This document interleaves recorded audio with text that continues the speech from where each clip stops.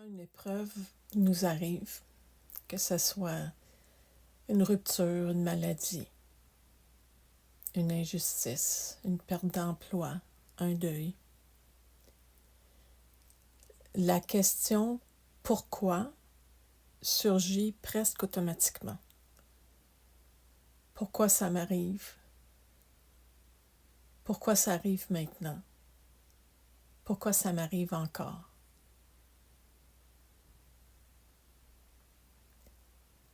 Lors d'une prochaine épreuve ou d'un irritant, je t'invite à observer où ces questions t'amènent.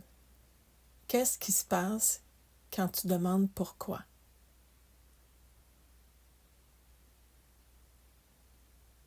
Souvent, on part chercher des réponses dans notre tête. Les réponses, si on en trouve, se situent presque toujours dans notre passé. Par exemple, après une rupture, on se demande pourquoi elle m'a fait ça ou pourquoi il m'a fait ça. On revisite des scènes, des événements, des paroles, des décisions passées.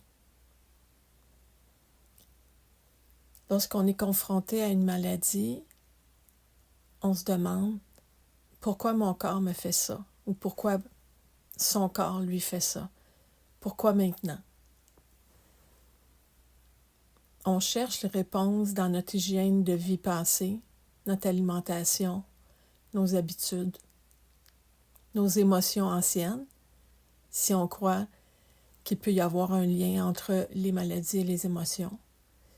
Parfois, on va chercher dans nos fautes possibles, si on croit qu'un Dieu peut nous punir ou qu'on croit en une sorte de karma. Ça dépend de nos croyances philosophiques ou religieuses, si on en a. Après une perte, un deuil ou un échec, on se demande souvent pourquoi c'est arrivé comme ça à lui, à elle, à moi. On remonte le fil des événements passés, on cherche une cause, une logique.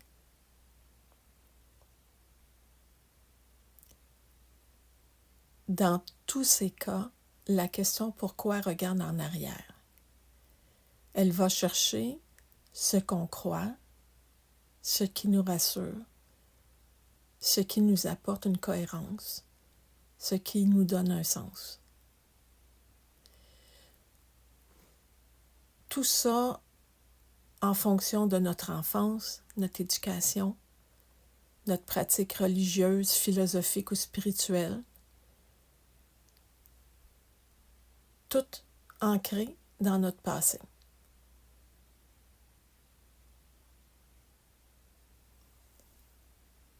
Ces réponses au pourquoi ne sont ni justes ni fausses.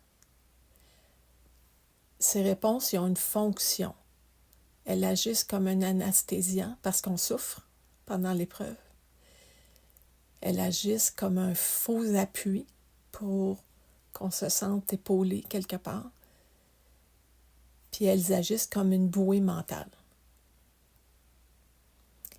Elles peuvent réduire notre angoisse face à l'inconnu parce que ne pas savoir, c'est inconfortable. Donc, si je comprends, je serai moins en danger. Elles maintiennent notre cohérence intérieure de nous-mêmes. Elles préservent notre histoire de soi. Je sais qui je suis, je sais ce qui m'arrive, je sais comment le monde fonctionne. Donc, ma vie a du sens quand je réponds au pourquoi. Les réponses aussi au pourquoi préservent l'idée d'un monde juste pour certains d'entre nous. L'idée que les choses arrivent pour une raison, ça peut rassurer. Ça permet de croire que les événements ont une cause claire.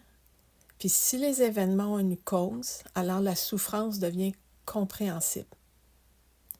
Puis si la souffrance est compréhensible, je peux croire qu'elle est évitable à condition de faire les bons choix. Donc le monde reste cohérent. La vie garde un sens. Les réponses au pourquoi peuvent donner aussi l'illusion de contrôle. Elles me permettent de croire que la prochaine fois, j'éviterai la douleur, l'épreuve, la rupture, l'échec, la maladie. Parce que je vais faire les choses autrement, je vais corriger ce que j'ai fait, qui n'était pas bien, qui a amené l'irritant, la souffrance. Donc, si je comprends, je reprends le contrôle de ma vie.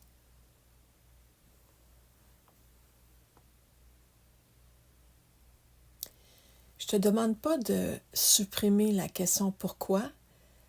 parce qu'elle remplit une fonction psychologique. Elle a une fonction de survie psychique, si je peux dire. Mais je t'invite, dans les prochains jours, les prochaines semaines, si tu fais face à une épreuve ou à un gros irritant, à ne pas nourrir la question « pourquoi ?» parce qu'elle est limitante et qu'il y a une autre question davantage vivante qui est disponible pour toi, disponible pour nous. Dans mon expérience face à l'épreuve, cette autre question peut nous porter vers davantage de soulagement intérieur et physique. Elle nous libère de la cause apparente, du responsable potentiel, de l'explication souhaitée. Cette autre question nous ramène au vivant, à la vie qui émerge encore, qui change, qui respire dans l'épreuve,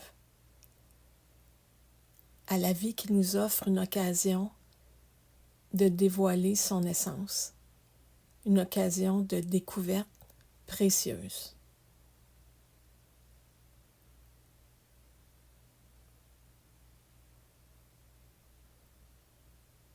La question que je t'invite à explorer après le pourquoi, c'est le comment.